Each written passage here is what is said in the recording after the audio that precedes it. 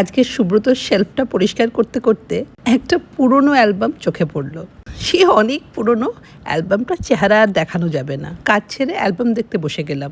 তারপর মনে পড়লো, আরে রান্নাটা তো করতে হবে, আজকে রান্নার লোক তো আসছে না। আজকে আমাদের নিরামিষ, তাই রান্নাটা রেখেছি খুবই সিম্পল, রাজমা চাওয়াল। আমার খুবই ফেভারিট। সুব্রত যদিও খুব একটা পছন্দ করে না, তাই রাইসটাকে প্লেন না রেখে একটু জিরা রাইস করে নিলাম। রাজমাটা সেদ্ধ করতে প্রেশার কুকারে বসিয়ে আর রাইসটাকেও ঘিয়ে ঠিক মতন ভেজে টেজে পরিমাণ মতন জল দিয়ে গ্যাসে বসিয়ে আবার চলে গেলাম অ্যালবামটা দেখতে। এক একটা ছবি আর তার সঙ্গে জড়ানো সুখ দুঃখের অনেক স্মৃতি। অনেকেই দেখতে চেয়েছিলে আমার বিয়ের ছবি। প্রত্যেকটা ছবি কিছু কথা বলে। আমার চোখে মুখে ছিল ভয়, the fear of the unknown. আর সুব্রতর এই পিকচারটা হচ্ছে অ্যালেপ্পিতে। আমার বিয়ের পর আমার মা বাবা যখন প্রথম ট্রিভ্যান্ড্রামে গিয়েছিল তখনকার। আমার চোখটা পড়ল সুব্রতর পকেটে ওই পেনটার ওপর। বিয়ে হওয়ার পর থেকে টিল হি রিটায়ার্ড পকেটে একটা পেন সবসময় থাকতো। আর আমার ছেলের সঙ্গে আমার ছবিটায় আমার নজরটা পড়লো গাড়ির উপর লেখা এলের ওপর। তখন মনে হয় প্রথম গাড়িটা চালানো শিখছিলাম। অ্যান্ড দিস পিকচার, খুব রেগে মেগে এই ছবিটা আমি তুলেছিলাম। সারাদিন অফিস আর ঘুম থেকে উঠেই বসে যেত এই ফাইলসগুলো নিয়ে। সেই সব দিনগুলো ছিল খুবই ডিফিকাল্ট। 21 বছরে বিয়ে হয়েছিল, at 22 I was a mother. 1 বছর আগেই আমি ছিলাম একটা কেয়ারফ্রি, কেয়ারলেস ইয়াং গার্ল। আকাশে ভাসতাম, স্বপ্নের দুনিয়ায় থাকতাম।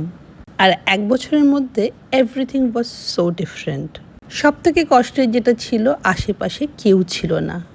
Subrata was a young officer, extremely dedicated, rigid, যাকে বলা হয় ফুল অফ জোশ।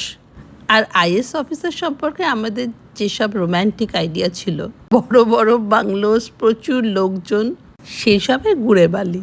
যেহেতু আমার বাবা রেলওয়েজে ছিল, আর এইসব ফ্যাসিলিটিসগুলো রেলওয়েজে ভীষণভাবে ছিল, ব্রিটিশ কালচার যেটাকে বলা হয়। বিয়ের পর ট্রিভ্যান্ড্রামে আমার ফার্স্ট কম্প্যানিয়ন যে ছিল, সেটা ছিল আমার মেড। আমার এখনও ওর নাম মনে আছে, কুমারী। একে অপরের ল্যাঙ্গুয়েজ না বুঝেও we use to communicate in a very strange way. কিন্তু কমিউনিকেট ঠিক করে নিতাম, কিন্তু দুজনেই কিছু জানতাম না, আর দুজনেই দুজনকে রান্না শেখাচ্ছি। সেখান থেকেই শুরু হয় আমার kitchen journey, and here I am. দেখো, রাজমার মশলাটা কষিয়ে কি সুন্দর রং এনেছি। গল্প করতে করতে কিন্তু আমার রাজমা অলমোস্ট ডান। এবার ফিরে আসি প্রেজেন্টে। রাজমা আর জিরা রাইস রেডি। শুধু একটু রাজমার উপর ধনেপাতা ছড়িয়ে দিলেই হবে। আর যেটা বানাবো আজকে, সেটা হচ্ছে পনির কাবাব। এই যে আমাদের দুজনের 4 টুকরো পনির, মোটা মোটা করে কাটা। পাতলা করতে গেলে ভেঙে যাবে। ম্যারিনেট করে রেখেছি বেশ কিছুক্ষণ। এতে আমি ইউজ করেছি হাং কার্ড। দইটাকে বেশ কিছুক্ষণ ছাঁকনিতে রেখেছিলাম, জলটা পড়ে গেল। তারপর সেটাকে ভালো করে ফেটিয়ে তার মধ্যে দিয়েছি 1 চামচ বেসন, আর দিলাম আদা, রসুন, কাঁচা লঙ্কা ভালো করে থেতো করে, নুন, মিষ্টি, একটু কাশ্মীরি লঙ্কা আর একটু জোয়ান ক্রাশ করে, আর খুবই অল্প কসুরি মেথি। আর কিছু না, তাওয়ায় একটু ঘি লাগিয়ে এগুলোকে সেঁকে নেব। ভেজ প্রোটিনের জন্য this is a very healthy option. এই যে দেখলে ঘি ব্রাশ করেছি, আমি কিন্তু এতটুকুই ঘি দিয়েছি। খেতে ভীষণ ভালো হয়েছিল, এটা তোমরা ট্রাই করতে পারো।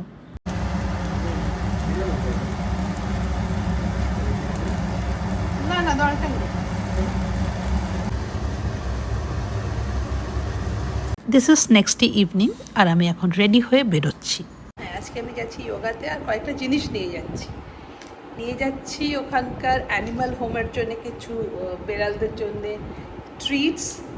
এই যে ট্রুলের এই ট্রিটসগুলো আছে, আর এই যে কিছু ক্যাট ফুড। ওদের একটা অ্যানিমাল হোম আছে, অনেক কুকুর, অনেক বেড়াল।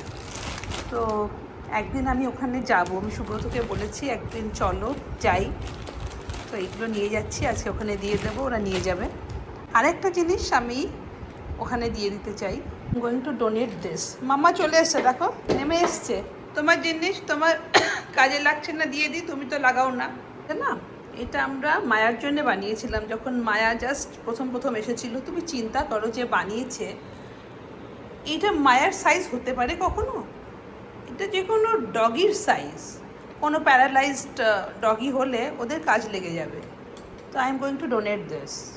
বাড়িতে রেখে কী লাভ এটা, তাই না? এটা কখনো মায়ার সাইজ হতে পারে বলো? কত বড়! এটা কোনো প্যারালাইজ ডগিদের জন্য ঠিক থাকবে, তাই না?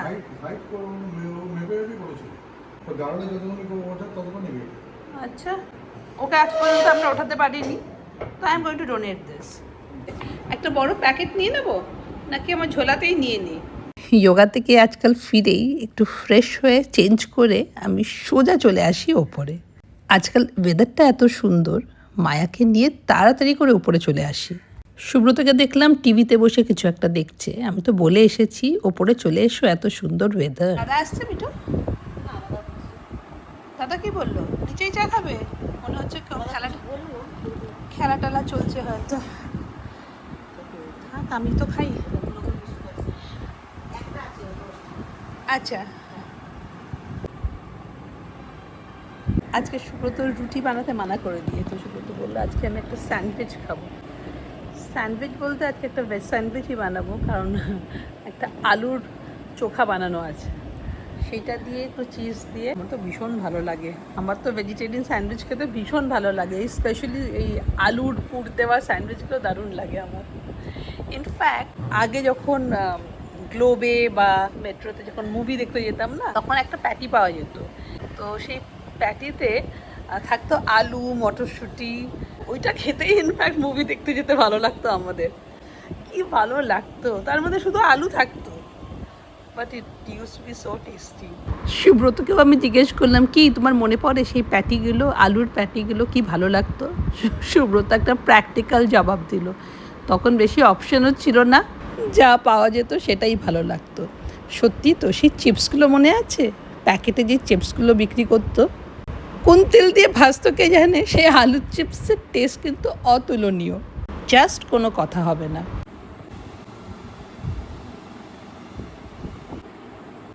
এখন একটু মায়ের মন্দিরে যাব, চাটা খেয়ে মন্দিরে যাব, মন্দির ঘুরে আসি, তারপরে আমি স্যান্ডউইচ বানাবো। তুমি এখানেই থেকো, আমি জাস্ট যাবো, ঘুরে চলে আসবো।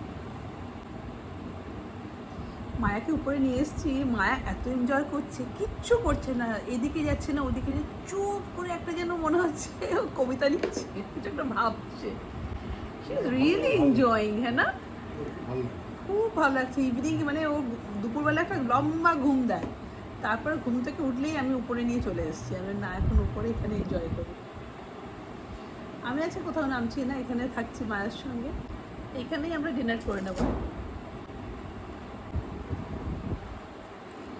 মা,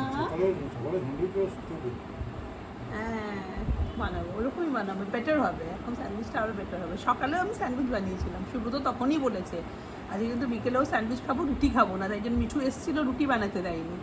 আমার এই প্লাস্টিকের এই গোলাপ ফুলটা কোথায় ঢুকে গেছিলো, লাগাচ্ছি, গোলাপ ফুল লাগিয়েছি, দেখেছো?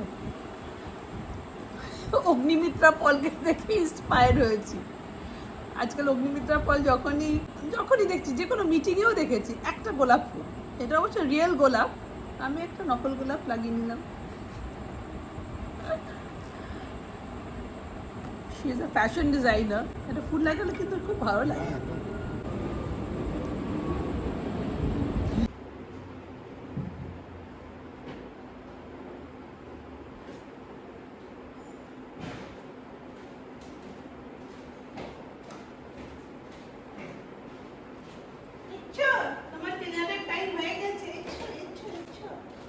বাহ, বেশ ভালোই বৃষ্টি হচ্ছে, কিন্তু বৃষ্টি তো আমাদের একজনই এনজয় করছে। হ্যাঁ, এনজয় করছে ছাদে। দেখো, এটা ওর ডেন হয়ে গেছে, ওটার ঘর হয়ে গেছে। আমার লন্ড্রি স্ট্যান্ডটা, তার উপরে কাপড় দিয়ে, নিচে কার্পেটের উপরে চাদর পাতা, উনি খোলা টেরেসে। গুড্ডু, বৃষ্টি এনজয় করছো? বৃষ্টি গুড্ডা, তুমি একটু ক্যামেরা কনসিয়াস আছো, হ্যাঁ না? কি ভয় পাচ্ছিস? ভয় দেখাচ্ছিস? পালাচ্ছে ভেতরে। মন্দির ঘুরে চলে এসেছি, আর এবার তাড়াতাড়ি করে স্যান্ডউইচ বানিয়ে ওপরে নিয়ে যাচ্ছি। স্যান্ডউইচে আজকে অনেক কিছুই আছে, সেগুলো দিয়ে দেবো, শুধু আলু দেবো না, সঙ্গে পনির দেবো, চিজ দেবো। আলু দিয়ে দিয়েছি,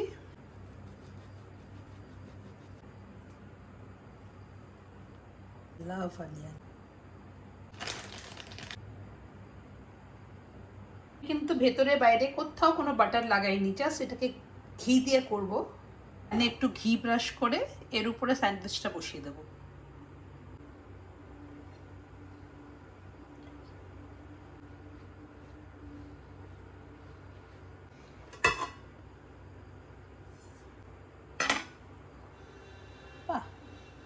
আমি স্যান্ডউইচ মেকার থেকে এরকমভাবে স্যান্ডউইচ বানাতে বেশি ভালোবাসি। কেন বলো তো? ভীষণ ক্রিস্পি হয়। স্যান্ডউইচকেও বানিয়ে দিলে খেতে ভীষণ ভালো লাগে, কিন্তু এই দাঁড়িয়ে দাঁড়িয়ে একটা একটা করে বানানো কিন্তু ভীষণ বোরিং। আর গরম গরম না খেলে স্যান্ডউইচ খাওয়ার কোনো মানেই নেই।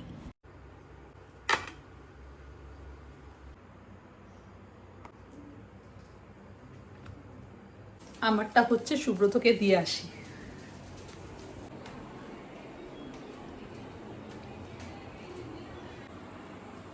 তুমি এটা নিয়ে নাও, আমি আমারটা নিয়ে আসছি।